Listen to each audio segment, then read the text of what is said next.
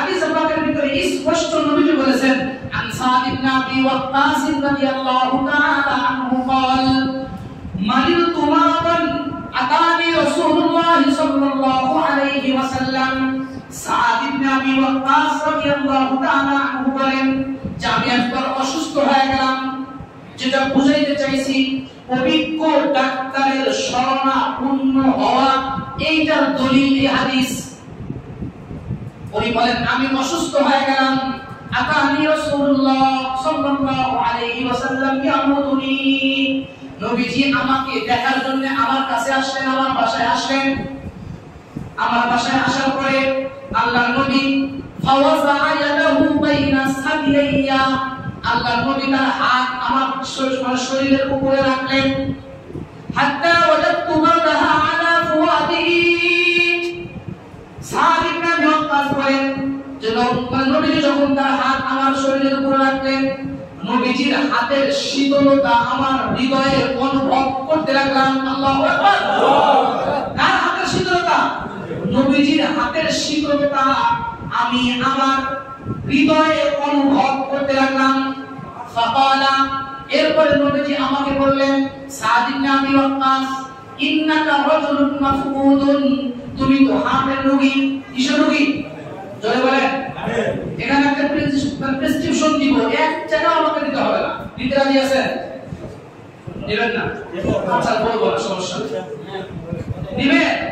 যারা হার্টের রোগী আছেন যদি এমবিবিএস এর কাছে যান, বিভিন্ন জায়গায় যান, প্রেসক্রিপশন দিবে, 1000 টাকা বেশি, আমার 1 টাকা দিতে হবে না। রাজি আছেন নিতে? ইনশাআল্লাহ। আপনারা এটা শেষ করে প্রেসক্রিপশন দিচ্ছি আপনাদেরকে। নবীজি বললেন ইন্নাকা রাজুলুন মাফকুদুন, তুমি তো হার্টের রোগী, এক কাজ করো। সাদ ইবনে আবি ওয়াক্কাস বললেন কি করব ইয়া রাসূলুল্লাহ? রাসূল বললেন ইদিল হারিস আপনা কালদাকা আহা সাকিফিন, তুমি সাকিব গোত্রের মিত্র বা সাকিব গোত্রের অধিবাসী হারিস ইবনে কালদার কাছে যাও। নাম কি বলছেন? হারিস ইবনে কালদার কাছে যাও। ফাইন্নাহু রাজুলুন ইয়াতাতাব্বাহু, কেন? রাসূল বললেন যে হাত বিষয়ে ভালো অভিজ্ঞতা সম্পন্ন ডাক্তার, তার কাছে যাও। তাহলে ডাক্তারের কাছে যাওয়া যে সুন্নাত বা যেতে হবে। অসুস্থ হলে ঘরে বসে থাকবেন, সুস্থতা আল্লাহই দিবে, ওষুধ প্রয়োগ করবেন না, ওষুধ খাবেন না, এই যে আমাকে ডাক্তারের কাছে যেতে হবে। জয় বলেন, আর জয় বলেন, যাবেন তো? হ্যাঁ। এবার প্রেসক্রিপশন নেন। যাদের হাড়ের সমস্যা আছে, কোথায়? হাড়ে। প্রত্যেক ফরজ নামাজের পরে যারা নামাজ পড়েন না তাদের জন্য এই প্রেসক্রিপশন না। যারা নামাজি, যাদের হাড়ের সমস্যা নাই, তারাও নেন, তারাও নেন। ধরেন প্রত্যেক ফরজ নামাজের পরে, কোন নামাজের পরে? ফরজ নামাজের পরে এই হাত, কোন হাত? ডান হাত এই জায়গায় রাখবেন, বাম পাশে। বাম পাশে কোথায়? আমার দিকে তাকান সবাই। এই জায়গায় রাখবেন। কোন জায়গায়? এই জায়গায়। বাম পাশে ডান হাতের তালু রাখবেন এখানে, দেখে পড়বেন الذين آمنوا وتطمئن قلوبهم بذكر الله। এই আয়াত পড়বেন 7 বার। কয়বার? জোরে বলেন কয়বার? 7 বার। 7 বার এই আয়াত পড়ে 3টা ফু দিবেন। কয়টা? কয়টা ফু দিবেন? 3টা। ইনশাআল্লাহ ইনশাআল্লাহ মওত পর্যন্ত আপনি স্টপ করে বলবেন না। সুবহানাল্লাহ বলবেন রমজানের ঈদের পরের দিন সকাল 10টায়। সুবহানাল্লাহ। আর জোরে বলেন সুবহানাল্লাহ। বুঝাইতে পারছি কথা? এই আয়াতটা সম্ভবত সূরা রাদের ভিতরে আছে, 13 নম্বর পারা 12 নম্বর পৃষ্ঠার প্রথম 2 লাইন 3 লাইনের পরে আছে। এই জায়গায় দিবেন। হ্যাঁ, কোথায়? এই জায়গায়। আল্লাযীনা আমানু ওয়া তাতমাইন্নু কুলুবুহুম বিযিকরিল্লাহ। ওলামায়ে কেরাম তাদের তাত্ত্বিক গবেষণা লগ্ন তথ্য বর্ণনা করেন যে যদি এইভাবে 7 বার পরে যদি 3 বার ফু দেয়, ওই ব্যক্তি স্ট্রোক করে মারা যাবে না। সুবহানাল্লাহ। স্ট্রোক হোক, হার্টের স্ট্রোক হোক, আর যে স্ট্রোকই হোক করবেন? ইনশাআল্লাহ করবেন না, আমি জানি। যদি 1000 টাকা নিলাম তাহলে করতেন। ফ্রি পাইছেন যে এজন্য এটা করা হবে না।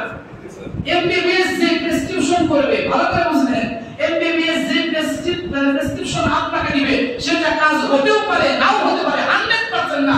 আমি যেটা দিব কোরআন আর হাদিস থেকে, এটা যদি ওই পদ্ধতি আর তর্জ তরিকায় করতে পারেন 100% এটা কার্যকর হবে। কোনো সন্দেহ নেই। এমবিবিএস এর প্রেসক্রিপশনে যদি আপনারা বিশ্বাস করেন, আপনার ঈমান চলে যাবে না, আপনার কোনো খতরা হবে না, ক্ষতি হবে না। কিন্তু কোরআন আর হাদিসের যে প্রেসক্রিপশন নবীজি দিয়ে দিয়েছেন, যদি এই প্রেসক্রিপশন যদি এদিক সেদিক করেন, তাহলে বুঝলেন, বুঝলি বসপাতা, না বুঝলে তেজপাতা। এই কি বললাম? অসুস্থতা, হ্যাঁ অসুস্থতা কি ভাই? অসুস্থতা বুঝতে পারছি।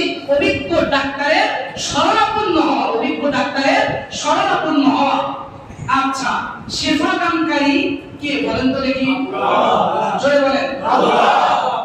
অসুস্থতা আসলে প্রথম করণীয় হলো অভিজ্ঞ ডাক্তারের শরণাপন্ন হওয়া। দ্বিতীয় নম্বর করণীয় হলো যে ঔষধ সেবন করা।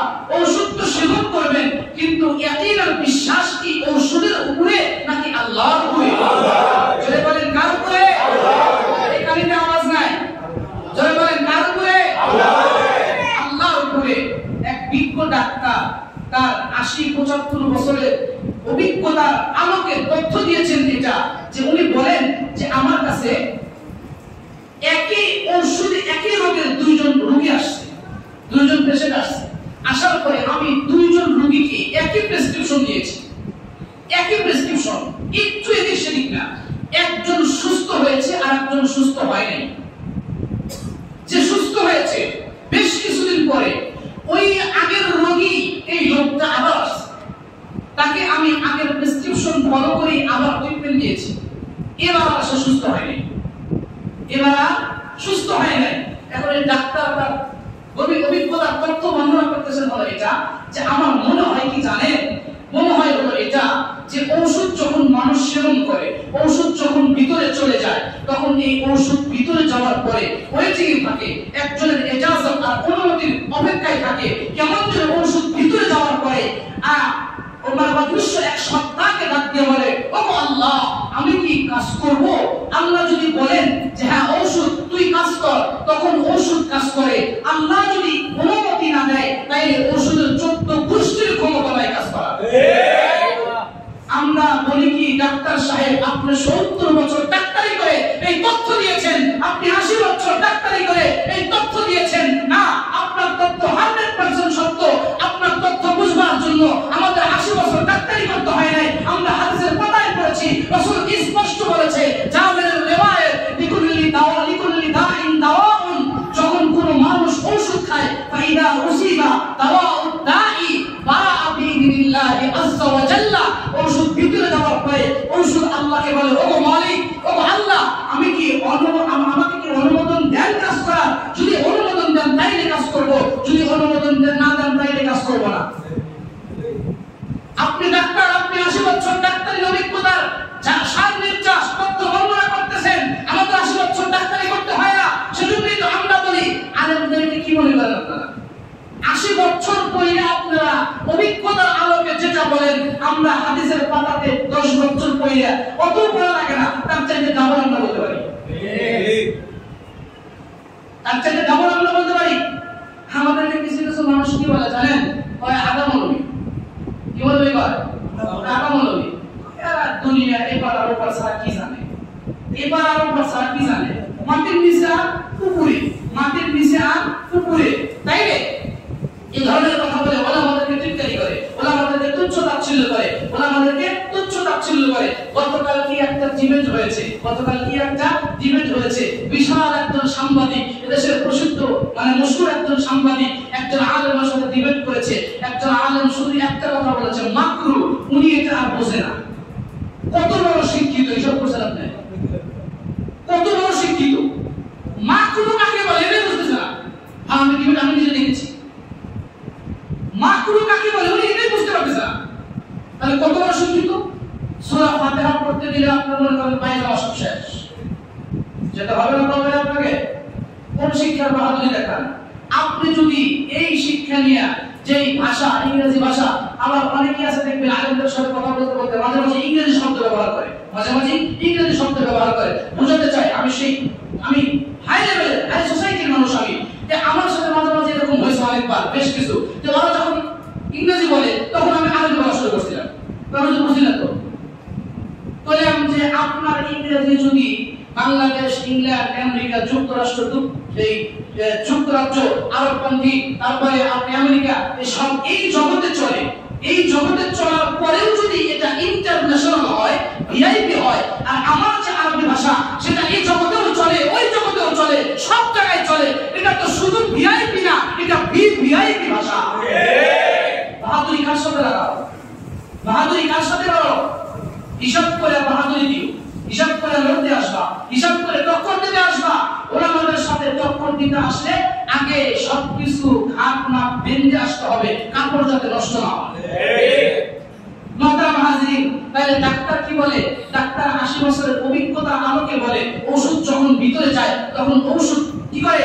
ওষুধ অনুমতি চায়। হ্যাঁ, এটা 100% সত্য কথা, এটা হাদিসের রওয়ায়াত, মুসলিম শরীফের রওয়ায়াত এটা। মোহতারাম হাজিরিন, তাইলে চিকিৎসা বিজ্ঞানের উৎস কি বুঝলেন? চিকিৎসা বিজ্ঞানের উৎস হলো ইলমে ওহী। ইলমে ওহী।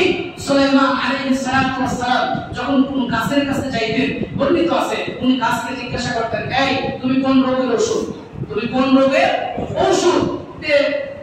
তখন গাছ বলতো আমি এই রোগের ওষুধ। সুলাইমান আলাইহিস সালাম লিখে রাখতেন, সুলাইমান আলাইহিস সালাম লিখে রাখতেন, এটা সুলাইমান আলাইহিস সালাম লিখে রাখতেন। তো মুহতারাম হাজিরিন, সুলাইমান নবী এটা লিখে রাখতেন। তাইলে অসুস্থতাও আল্লাহর নিয়ামত, সুস্থতাও আল্লাহর নিয়ামত। অসুস্থতা যেমন আল্লাহর নিয়ামত, সুস্থতাও আল্লাহর নিয়ামত। অসুস্থ হলে আল্লাহর কাছে এইভাবে প্রার্থনা করা যে ও আল্লাহ, আমার এই অসুস্থতার নিয়ামতকে পরিবর্তন করে সুস্থতার নিয়ামতে আমাকে দীক্ষিত করুন। এইভাবে দোয়া করা, এইভাবে দোয়া করা। ওয়া ইযা মারিদতু ফাহুয়া ইয়াশফিন, যখন আপনি রোগাক্রান্ত হন, অসুস্থ হন, তখন সুস্থতা দেনেওয়ালাকে জবান করে বলেন আল্লাহ। আরো জোরে বলেন আল্লাহ। আল্লাহ। সুস্থতার মালিক একজন, অসুস্থতার মালিকও একজন, সুস্থতা দেনেওয়ালাও একজন, অসুস্থতা দেনেওয়ালাও একজন। এই জন্য সাইয়্যিদনা হযরত আবু বকর সিদ্দিক রাদিয়াল্লাহু তাআলা আনহু থেকে রওয়ায়াত আছে, এ মুসলমান ভালো করে শোনো, তোমরা আল্লাহর কাছে সুস্থতা প্রার্থনা করো। সাল্লাল্লাহু মুআফাত, তোমরা আল্লাহকে বলো আল্লাহ আমাকে সুস্থ রাখেন, আমাকে কি রাখেন? সুস্থ রাখেন। ফাইন্নাহু লাম ইউতা আহাদুন বা'দাল ইয়াকিন।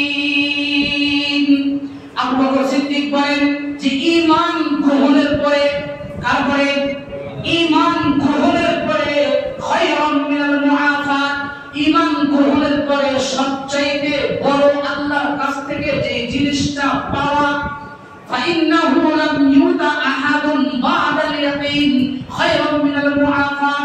ঈমান গ্রহণের পরে সবচেয়ে উত্তম যে জিনিসটা আল্লাহর কাছ থেকে পাওয়া বা পাওয়া যায় বা আল্লাহ তাআলা দেয়, সেই উত্তম জিনিসটার নামই হলো সুস্থতা। সেটার নাম কি ভাই? সুস্থতা। তাইলে শারীরিক প্রস্তুতি, কি প্রস্তুতি? ভুলে গেছেন? রমজানের প্রস্তুতি কয়টা? এক, দুই, জয় বলেন। ওয়াজনি একটা করলে হবে না, আপনাদেরকে করতে হবে। বলেন এক নাম্বার কি? শারীরিক। এক নাম্বার কি? দুই নাম্বার মানসিক। এক নাম্বার, দুই নাম্বার মানসিক। শারীরিক প্রস্তুতি, কোন সমস্যা থাকলে, অসুস্থতা থাকলে, গ্যাস্ট্রিক থাকলে, এই সেই থাকলে রমজানের আগেই এগুলা ডাক্তারের শরণাপন্ন হয়ে ভালো অভিজ্ঞ ডাক্তার থেকে ট্রিটমেন্ট নেওয়া, ওষুধ খাওয়া। ঠিক আছে না? এটা কোর্স।